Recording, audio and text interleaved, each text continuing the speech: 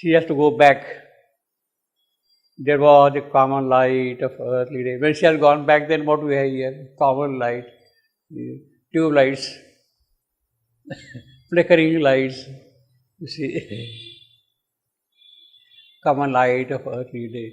Now, I am giving a little background about this common earthly day. You see, she came, she wanted to stay, but she withdrew because things were not ready enough for her stay. If only there was receptivity, she went back and there was only the light of the common day all around. The glory had passed and all looked small and trivial and commonplace. All that was apparelled in light was no more in light. Now this is a reference directly to Wordsworth. To Wordsworth, at one time, everything seemed apparelled in celestial light. As a young man, he used to visit a lake, a certain place, and the vision was very beautiful and that kind of a thing. In his intimations to immortality, he writes that wherever he went, he found the glory that once had been the earth's and had now passed away.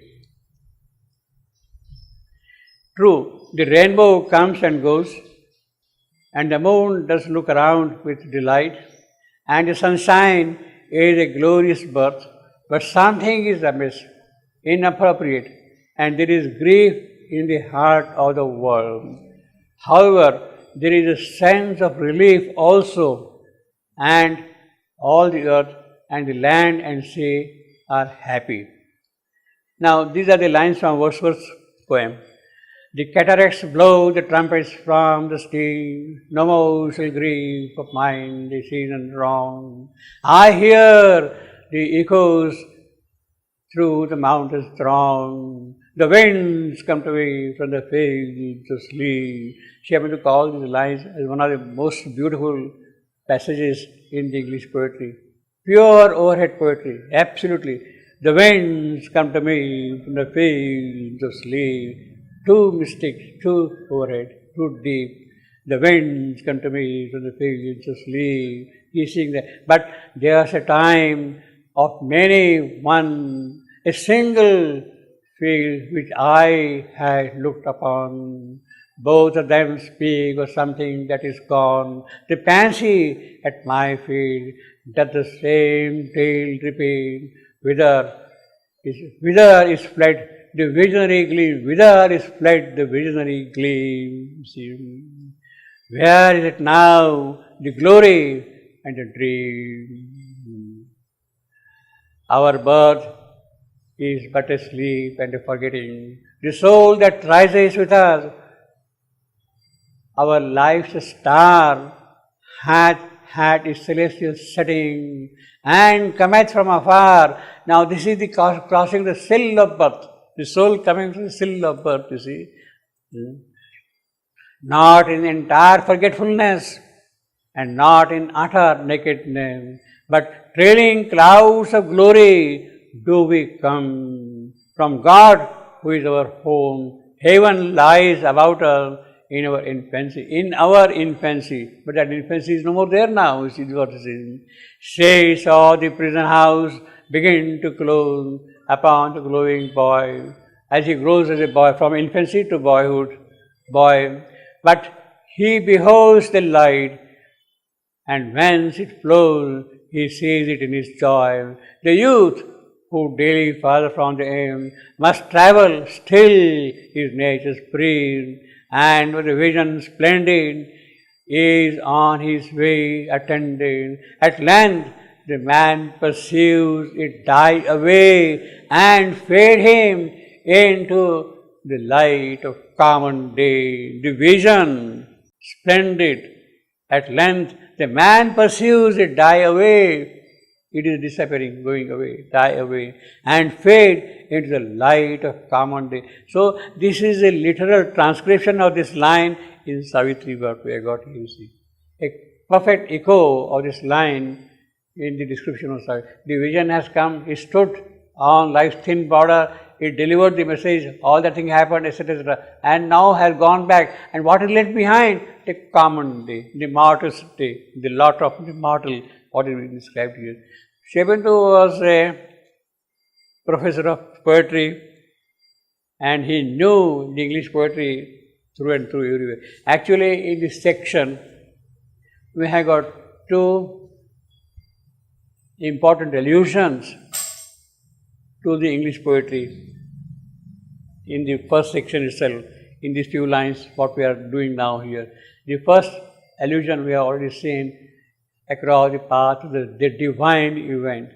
The divine event is a phrase from Tennyson's poem, Memoriam, in Memoriam. The divine. His friend has passed away and the divine event is going to take place. So that phrase is literally from Tennyson. Of course, the connotations are different, but the phrase as such is from Tennyson. And this is the second one from Wordsworth, you see. The common light of the day, you see. So, as a professor of poetry, Sri Aurobindo remembers all these things and he brings all those associations and descriptions in the tale of Savitri also, you see. That is what Savitri becomes rich, you see. There was a common light of earthly day, you see. Exactly the same line, common.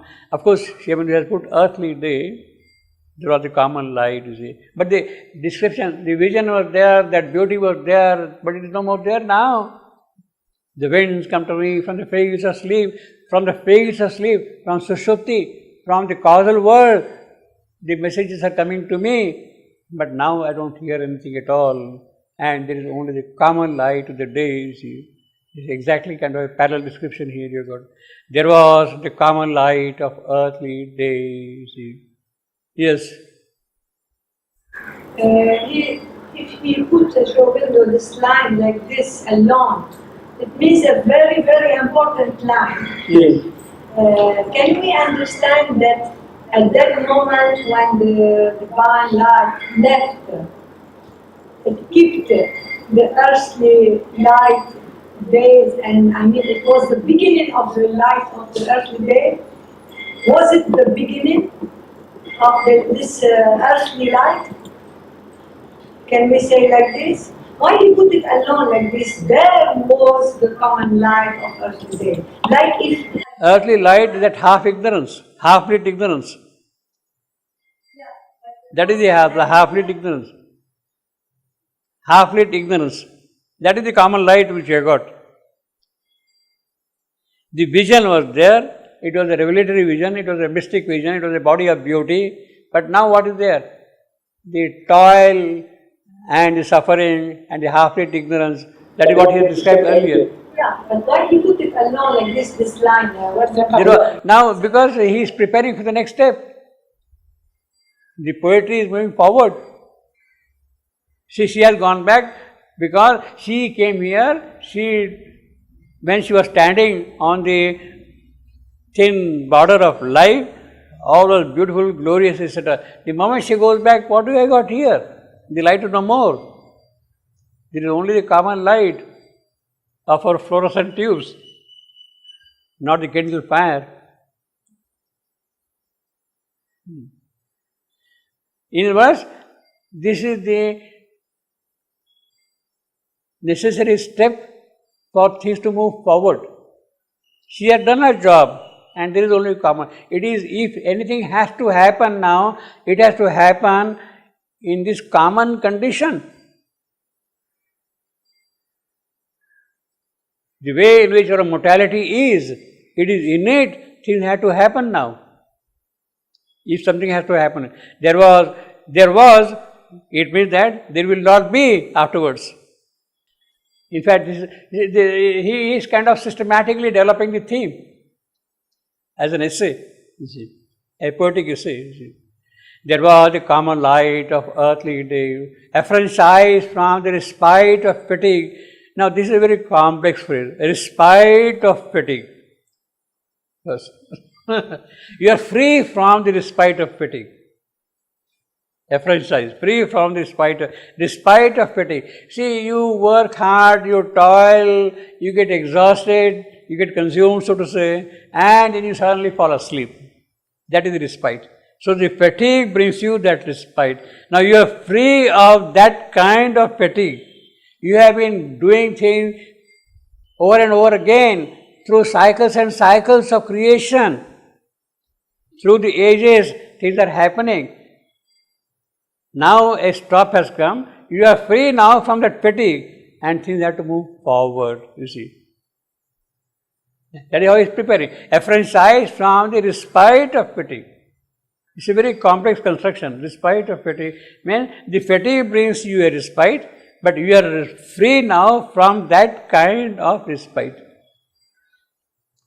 Once more, the rumor of speed of life. You see, again, that once more we have seen earlier.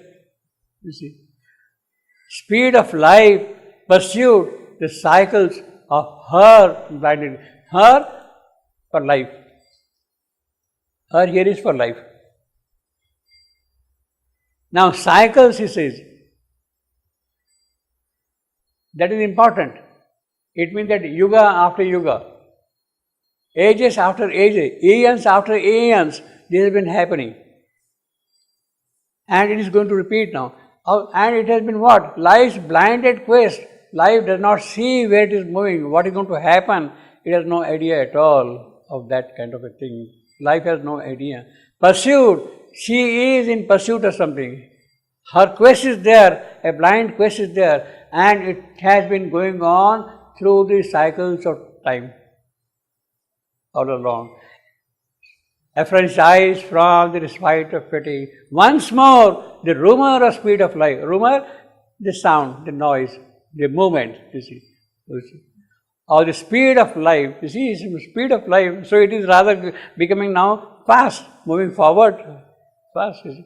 Pursue the cycles of her blinded quest, you see.